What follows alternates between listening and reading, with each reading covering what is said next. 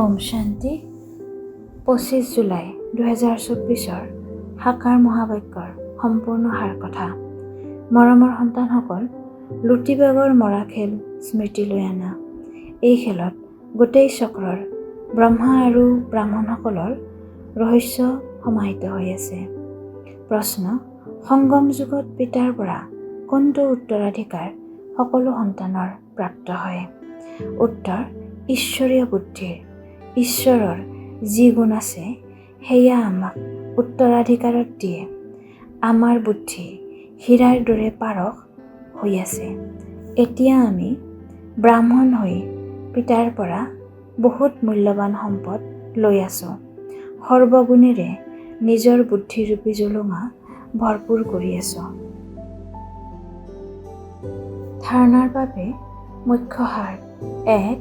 বৃক্ষপতি পিতাৰ পৰা সুখ, শান্তি, পবিত্ৰতাৰ উত্তৰাধিকাৰ ল'বলৈ নিজে নিজক অকালমূৰ্ত আত্মা বুলি বুজি পিতাক স্মৰণ কৰিব লাগে। বুদ্ধিক ঈশ্বৰীয় কৰি তুলিব লাগে। 2. পিতাৰ পৰা সত্য কথা শুনি আনকো শুনাব লাগে। মায়াজিত হ'বলৈ আনকো নিজৰ সমান কৰি তোলাৰ সেৱা কৰিব লাগে। বুদ্ধিত যাতে থাকিব লাগে যে মই কল্পৰ বিজয়ী, পিতা মোৰ লগত আছে। বৰদান: নিৰ্বলীৰ পৰা বলৱান হৈ অসম্ভৱক সম্ভৱ কৰোঁতা সাহসী আত্মা হোৱা। সন্তানৰ সাহস পিতাৰ সহায়। এইটো বৰদানৰ আধাৰত সাহসৰ প্ৰথম পাঠ।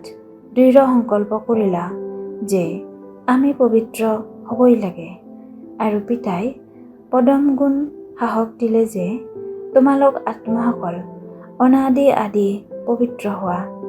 অনেকবাৰ পবিত্ৰ হৈছা আৰু হৈ থাকিবা।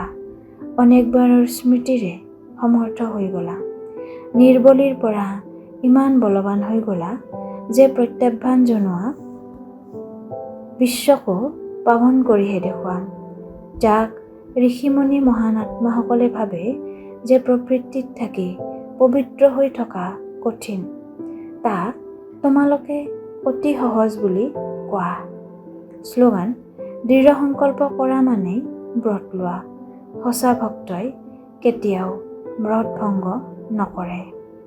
পৰোপকাৰৰ ভাৱনাৰে সম্পন্ন হৈ অপকাৰীৰো উপকাৰ কৰিবলৈ আজিৰ অব্যক্ত সংকেত। কাৰোবাৰ পৰা অৱলম্বন লৈ তাৰ পাছত অৱলম্বন দিম, এইটো সংকল্পও যাতে উদয় নহয়। ইয়াক কোৱা হয় ভিকহুৰ পৰা ৰাজকুমাৰ। নিজে লোৱাৰ ইচ্ছাধাৰী নহয়। এই খন্তেকীয়া ইচ্ছাৰ পৰা ভিকহু। খন্তেকীয়া সাধনবোৰ স্বীকাৰ কৰাৰ পৰা ভিকহু। এনেকুৱা ভিকহুহে সম্পন্ন মূৰ্ত হৈ সকলোৰে প্ৰতি উপকাৰ কৰিব পাৰে। ওম শান্তি।